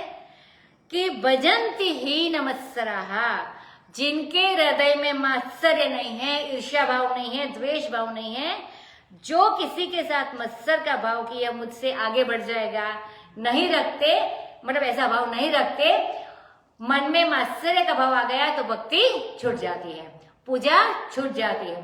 तो जो मत्सर रहित होकर भगवान के चरण के तलवे की उपासना करते हैं, वे पतंतिनो भव अर्णवे वितर्क वीची संकुले, वे फिर इस संसार सागर में पतित नहीं होते, गिरते नहीं है। ये संसार सागर कैसा है? बोले इसमें तर्क वितर्क की बहुत सारी लहरें उठती है। जैसे ज्वार आता है, ज्वार माने भरती आती है, वैसे ज्वार आता है। कोई स्वामी जी कहते हैं मद्रास में जाओ तो कहाँ जा रहे हो? कि बीच देखने जा रहे हैं, तो बीच पर जा रहे हैं। तो वहां स्वामी जी को पता है मोहल्ला बीच है। वह बीच क्या है? कि जहाँ वीची उठे, वीची माने तरंग, वीची उठे, बड़ी बड़ी ऊंची ऊंची तरंगे उठे, इसका नाम वीची होता है। तो जहाँ वीची उठे आकर अपना थपेड़ा मारे, तो वो संस्कृत शब्द है वीची। तो वितर्क विचि संकुले, ये जो बड़े बड़े तर्क वितर्क करके उठते हैं अपने मन में, कभी श्रद्धा होती है, कभी कुतर्क होते हैं, हमारे मन में भी ऐसी विचि उठती है, तो श्रद्धा होती है, कभी कुतर्क होते हैं। ये तर्क वितर्क की ज्वार है, मानी वो बढ़ती है, और जिनसे आदमी संसार में डूब जाता है। तो विविक्त वासीन सदा, अब जो भजन करते हैं उनका महात्म्य बताया। कौन कौन लोग भजन कर सकते हैं? तो शिष्टाचार बताते हैं। जो एकांतवासी महापुरुष है वे सदा अपनी मुक्ति के बड़े आनंद से भजन करते हैं। यह जो साकार सगुण का भजन है, यह संसार से भटकते हुए मन को हटाने के लिए बहुत बड़ा अवलंबन है। सगुण साकार भक्ति जो हम लोग भी वही करते हैं। तो जब भगवान के साकार रूप में अपने मन को लगा देते हैं तो दुनिया में भटकना छूट जाता है। जो लोग, स्वामी जी बताते हैं, जो लोग नेचर की मांग, इन्वर्टेड कोमा में लिखते, जो लोग नेचर की मांग पूरी करने में लग जाते हैं, न जाने आजकल क्या विज्ञान है, हमसे तो लोग कहते हैं कि यह तो नेचर की मांग है तो इसको पूरा करना पड़ता है। तो यह नेचर शब्द बड़ा संस्कृत का न्यक्चर है। न्यक्च माने नीचे गिरना, तो न्यक माने नीचे और चरना माने गिरना, तो नेचर माने नीचे गिरना, न्यक्चर माने। तो प्रकृति का ही नाम है नेचर। यह क्या है कि पहले महत तत्व, फिर अहंकार, फिर पंच तन्मात्रा और फिर अंत में माटी होकर रह गई। तो यही बोलते प्रकृति। तो प्रकृति माटी होकर रह गई। तो ऊपर से नीचे की ओर जाने का नाम नेचर होता है, मानी संस्कृत में जो नेचर शब्द बताया वो। और नीचे से ऊपर उठने का नाम नेचर नहीं होता है। तो प्रकृति नीचे की ओर जाती है। सो एकांत में निवास किया जो महात्मा है, और संसार से मुक्ति के लिए भगवान का भजन किया। इतना ही। निरस्य इंद्रियादिकम, इंद्रिय द्वार जरो खाना, हमारी बहुत नाना मतलब विविध, तह तह सुर करी बैठे थाना। ये जो इंद्रिया आदि है हमारे शरीर में मन, तो इंद्रिया और विषय का जो संयोग है इसको रोक कर उन्हें स्वक गति की प्राप्ति होती है। स्वक मानी निजी स्वरूप की गति प्राप्त होती है। तो इंद्रिया जो होती है तो इसका और विषय का संयोग नहीं करना है हमें। तो स्वक गति माने अपने स्वरूप की प्राप्ति। देखो क्या वर्णन करते हैं कि नमामि भक्त वत्सलम कहकर भजनीय का स्वभाव बताया, अकामिनाम स्वधामदम कहकर उनका सामर्थ्य बताया, और निकाम श्याम सुंदर से उनका सौंदर्य रूप बताया। दिनेश वंश मंडन करके उनके जन्म आदि चरित्र का वर्णन किया, और त्वदंग्री मूलम ये न रहा कहकर भक्ति और मुक्ति के लिए, अपने स्वरूप ज्ञान के लिए भगवान का भजन करना चाहिए, ऐसा बताया।